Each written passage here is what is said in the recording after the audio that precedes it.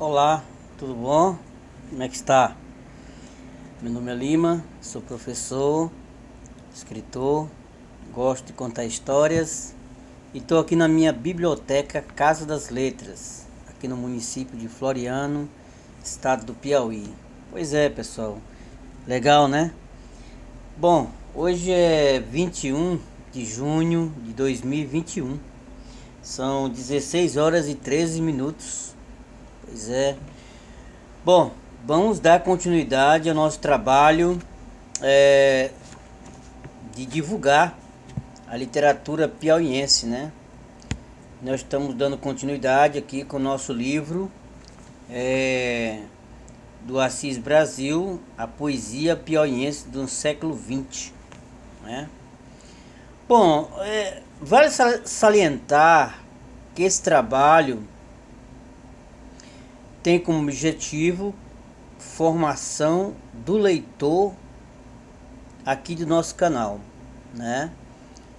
É uma questão que, como professor de língua portuguesa, dentro da minha biblioteca Casa das Letras, eu venho desenvolvendo há mais de 20 anos esse trabalho de divulgar a nossa literatura aqui do Piauí, especificamente os escritores aqui também de Floriano, né? Então, eu queria só salientar que é uma questão interessante que eu devo iniciar aqui as minhas palavras com esse trabalho com a literatura piauiense. Olha, gente, eu vou dizer uma coisa para vocês. A minha, o meu, a minha iniciação como leitor, por incrível que pareça, eu tinha 18 anos, né? E a biblioteca do Sesc ficava aqui no centro da cidade aqui de Floriano, né? E vocês acreditam que eu me apeguei de um jeito com a biblioteca, rapaz? Eu fazia meu ensino médio, né? E já estava terminando o ensino médio. Eu acho que foi mais assim, mais ou menos isso. E eu tive a oportunidade de entrar numa biblioteca e para mim aquilo ali foi, eu não sei, eu acredito que foi a minha introdução ao mundo da literatura. E depois dali, rapaz, alguma coisa me ligou ao mundo da literatura. Foi uma coisa tão boa, que eu passei muito tempo. Eu entrei na universidade, fiz o curso de letras, né, português, e continuei nas bibliotecas da minha universidade, em João Pessoa, na Paraíba. Depois eu concluí meu curso de letras na UESP, né? Fiz a pós-graduação em estudos literários. Estou agora me preparando para o mestrado e doutorado, né, em literatura brasileira, né? Então acredita que, nossa, ser um leitor foi muito importante para mim, porque me deu uma ideia de que eu estava vivendo uma vida mais digna, lendo literatura, lendo livros, né? E depois, quando eu comecei a escrever, eu passei muito tempo lendo literatura é, francesa, portuguesa, né? É, li literatura russa, né? Mayakovsky, né? Que é um poeta russo. Francesa eu li Sartre, português eu li Fernando Pessoa, ah, e li muito literatura americana, né? Li algumas, alguns livros de literatura americana da década de 60, geração Beat, né? Sempre gostei das vanguardas, entendeu? Literatura brasileira, li muito Ousa de Andrade, os modernistas, sempre conheci, por aí, conheci, né? E na minha graduação li bastante livros da literatura clássica mesmo, da literatura que está aí nos livros didáticos, né? Guimarães Rosa, Gra, Gralice, Gralice, Gralice, Gralice, a língua está embolada. Gralice, Vidas Secas, né? Gralice. E depois eu comecei a me dedicar à literatura piauiense. Assim, estudei muito Torquato Neto, entendeu? Tropicalismo, entendeu? Literatura marginal, né? Mimeógrafo, achei legal. Rapaz, e aí eu comecei a ler romances, né? Muito romances, entendeu? Tive que fazer um trabalho com memórias póstumas de memórias, não foi memórias póstumas, foi Memória de um Sargento de Milícias, de Manuel, escritor Manuel, muito bom. Minha formação como crítico de literatura é muito fundamentada no nosso grande crítico literário paulista, ele, né? Porque os meus professores, a maioria, tinham essa orientação, né? Era marxista, né? Eu nem sabia o que era marxismo, mas tive que ler Antônio Cândido, né? Foi fantástico, assim, minha formação foi muito boa. Acho que é por isso que eu tenho facilidade de fazer uma leitura mais sucinta, mais, sabe, uma leitura assim mais fácil com alguns escritores aqui do Brasil. Agora, quando falo em literatura europeia, já é difícil. Agora eu tô lendo, tentando ler Heidegger, que é um filósofo alemão, né? Tô tentando ler. E tô adorando ler também literatura da Índia, Krishnamurti, né? Bom, tentando. E uma coisa que eu adoro é ler a literatura da minha cultura ancestral, que é a literatura indígena, né? Pois é, pessoal, olha, essa é um pouco da minha história como leitor. É uma dica para vocês entenderem. Comecem cedo. Eu leio de tudo. Ok. Então, eu vou ter que começar aqui a fazer um trabalho sobre um novo escritor da literatura do Piauí. O nome dele, aqui só tenho as iniciais R. Petit, R. Petit, né? Segundo Alcenor Candeira Filho, a poesia de R. Petit, a exemplo da de Alarico de Cunha, se caracteriza por um sincretismo romântico parnasiano. O poeta não acompanhou a efervescência modernista da época. Mas vamos saber quem foi R. Petit, né? O poeta e crítico citado acima tem toda razão, porque R. Petit foi um dos inúmeros exemplos de uma geração que viveu na confluência de pelo menos 3 escolas estéticas, sendo que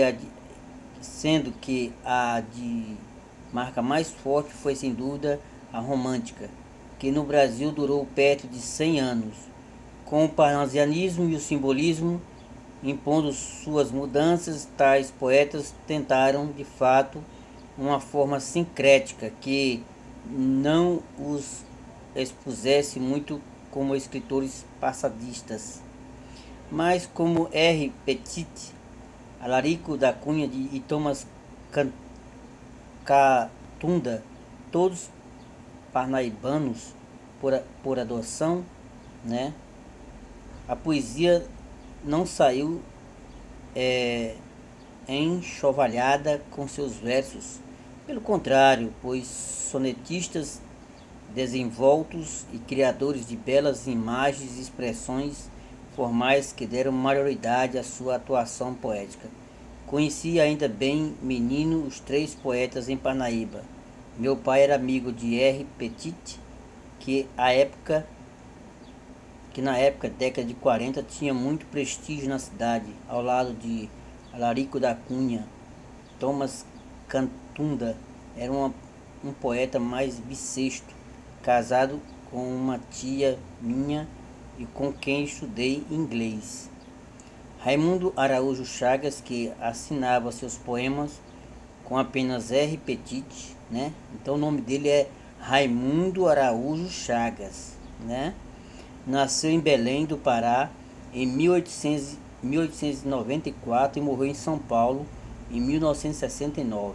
Os 40 anos da sua maior atividade poética os passou em Parnaíba, onde teve colaboração assídua no Almanaque de Parnaíba entre 1924 e 1968. A sua obra literária está registrada aí nesta importante publicação cultural do Piauí, tendo Raimundo Araújo Chagas, né, o R. Petit, publicado em vidas apenas os seguintes livros: Antes os Abismos da Vida, de 1924, livro de Miss Piauí, de 1929. Oi. E Nortadas, vou já. Nortadas, de 1937. Deixou outras obras ainda inéditas como Búzio e Trintão, Taberna dos Sentimentos e A Cendelha. Pela Lei Municipal número 255, de 7 de setembro de 1963, sancionada pelo então prefeito Lauro Andrade Correia, o hino da Parnaíba, de autoria de R. Petit, passa a ser oficial. O poeta é mais uma homenagem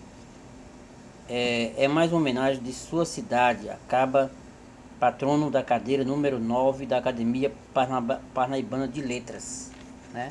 Legal, né? A história dele é muito bonita, interessante. Aqui em Floriano, olha, eu tenho uma ideia. Eu vou ter que colocar aqui no final dessa coletânea desses poetas, escritores. Vou ter que colocar aqui Vera de Holanda, entendeu? Que foi um dos maiores poetas do século XX. Infelizmente, eu acho que ele não, talvez Assis Brasil não conhecia, ok? Então, vou aqui ler para vocês aqui um poema que vocês vão conhecer um pouco da obra do nosso querido Raimundo Araújo Chagas, né? Que é conhecido como R. Petit, não? Ele assinava assim. Então, eu escolhi, tem só 2 poemas aqui. Eu acho interessantíssimo, né? Que os poetas de Parnaíba parece que tem assim, né? Assis Brasil parece que é de Parnaíba, né? Então, ficou bem claro que os parnaibanos ficaram bem assim, com uma certa hegemonia aqui, né? Bom, vamos ler aqui o poema. Deixem, o nome do poema é Deixem. Deixem que eu viva ao léu como um rochedo sobre a praia sem fim. Ermo esquecido, frio, imóvel, tristonho adormecido, como se fosse a imagem de um segredo. Deixem que viva assim como arvoredo da margem de uma estrada, aos céus erguido, que o viadante ao passar fere sem medo, rouba um galho e se afasta distraído, que eu seja a sombra humilde dos as setas, perdão, deixem que eu sofra a dor, né, em que me inundo, trila na voz da lira dos poetas. Se eu vivo entre emoções e fantasias, pois deixem que eu me acabe pelo mundo, em soluções, em preces e harmonias. Publicado na revista, o jornalzinho Almanaque de Parnaíba, né? Número 61. Mas parece que aqui foi na verdade reeditado em 1994, ok? Bom, vamos entender um pouco da mensagem desse poema do nosso poeta, acho que é melhor chamar pelo nome dele, Raimundo Araújo Chagas, né? Então, na primeira estrofe ele fala o seguinte: deixe que eu viva ao léu como um rochedo sobre a praia sem fim, ermo esquecido, frio, imóvel, tristonho, adormecido, como se fosse a imagem de um segredo. Muito bem. Olha, para você ser um poeta, é preciso dizer que você tem que falar de coisas que para muitas pessoas é quase invisível. Ninguém vê, ninguém observa. O tempo, as coisas, as pessoas, né? Então, o nosso querido poeta Raimundo aqui, ele nos fala nessa primeira estrofe assim uma coisa interessantíssima, que é a questão da vida, de como ele se vê dentro da sua própria condição humana de ser um poeta, né? Quando ele fala assim: deixe que eu viva ao léu como um rochedo, né? Então, essas palavras já buscam um pouco da questão da alegoria, da estética do poeta, de dizer algo sobre aquilo que ele sente, aquilo que ele pensa, né? E quando ele fala deixe que eu viva ao léu como um rochedo, né? Sobre a praia sem fim, ermo esquecido, frio, imóvel, tristonho, adormecido, como se fosse a imagem de um segredo, né? Então ele tem essa questão ainda da influência da poesia parnasiana, subjetivista, é muito subjetivo, quer dizer, ele não fala aquilo que ele realmente, como os poetas já modernos, depois da metade do século XX, fala de uma maneira mais transparente, né? Ele se esconde através das palavras, né? Mas mesmo assim ele mostra o seu eu lírico, né? De como ele pensa, de como ele sente, né? Sobre a visão de mundo dele, né? Como ele se sente um rochedo, esquecido, adormecido em segredo, né? Que é um ser que ele tenta refletir sobre a sua vida e a sua inserção dentro do mundo, né? Na segunda estrofe ele fala: deixe que viva assim como o arvoredo da margem de uma estrada aos céus erguido, que o viadante ao passar fere sem medo, rouba um galho, se afasta distraído, né? Uma palavra-chave aqui quando ele fala assim: deixe que viva assim como o arvoredo, né? Quer dizer, ele continua falando do seu consciente, da sua vida, de uma maneira de dentro, buscando algum ponto que ele possa nos revelar o mistério da vida, né? O mistério de como um ser humano, diante de uma situação, possa realmente estar aflito, angustiado, né? Então, esses poetas do início do século XX continuam com esse sentimento preso na garganta, né?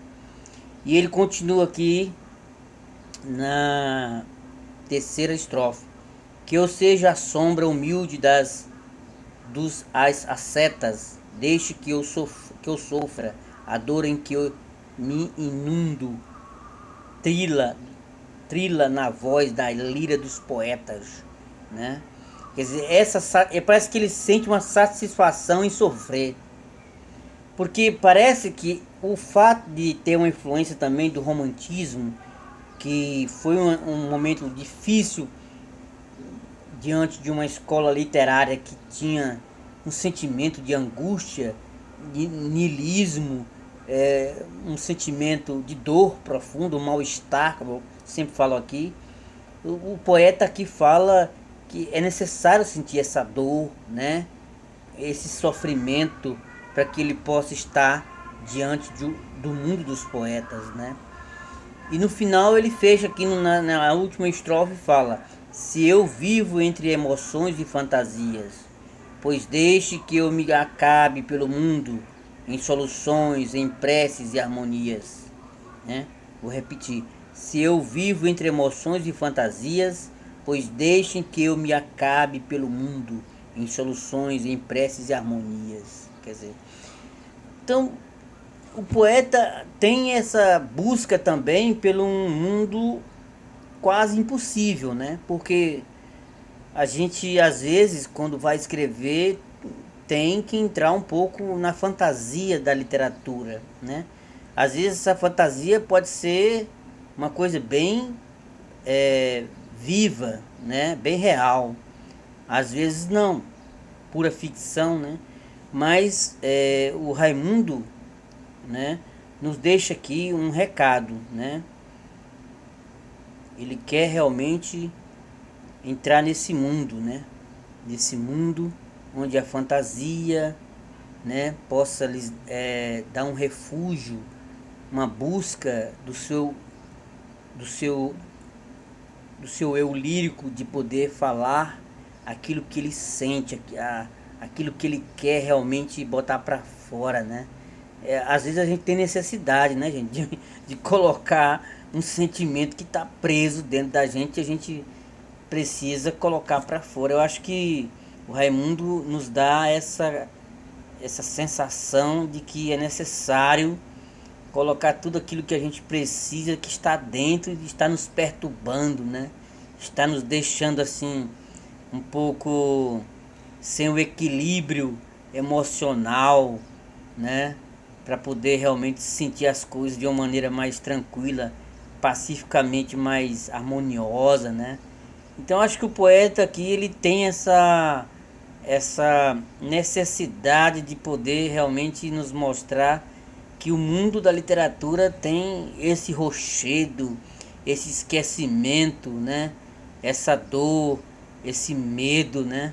Mas isso é porque, na verdade, veja bem, o cidadão é do século XX, início do século XX, e eu tenho a convicção que esse poeta, como os demais outros que eu vi analisando aqui, do Piauí, passaram muito tempo sendo influenciados por escolas literárias do romantismo português ou francês, né?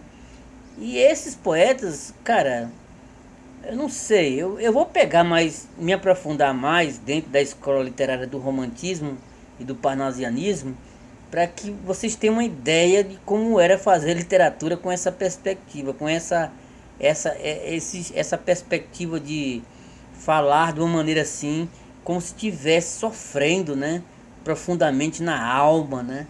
Então é isso que eu queria dizer para vocês. Espero que eu tenha contribuído aí para que vocês possam ter conhecido o R. Petit, o Raimundo, poeta Raimundo, lá de Parnaíba, né? Raimundo Araújo Chagas, né? É isso, pessoal. Muito obrigado a todos. Agradeço muito e espero que vocês possam continuar aqui com o canal, assim aí, dê uma força, se inscreva no canal Francis James Lima da Silva, aqui, mais conhecido como Professor Lima aqui de Floriano. Dê um joinha aí, ó, para que a gente possa... Gente, tem que aumentar a autoestima do piauiense. Para isso, a gente faz aqui a nossa parte, né? A literatura do Piauí tem que ser falada, tem que ser ouvida, tem que ser discutida, tá entendendo? Eu ouço pouco literatura aqui na boca dos poetas aqui da capital, entendeu? Eu ouço mais poetas que estão da metade do século XX para cá, né? Mário Faustino, Torquato, mas a base do século XX tem muita coisa que, se a gente for... Eu estou estudando um pouco a literatura contemporânea do Piauí, dos poetas aqui, e de Floriano. Tem muita coisa que dá para relacionar, dá para você estudar com esses poetas aqui do início do século XX, tá entendendo? Então, se você quer conhecer a poesia do Piauí contemporânea, tem que estudar a do século XX para você entender como é que foi a história da nossa literatura, né?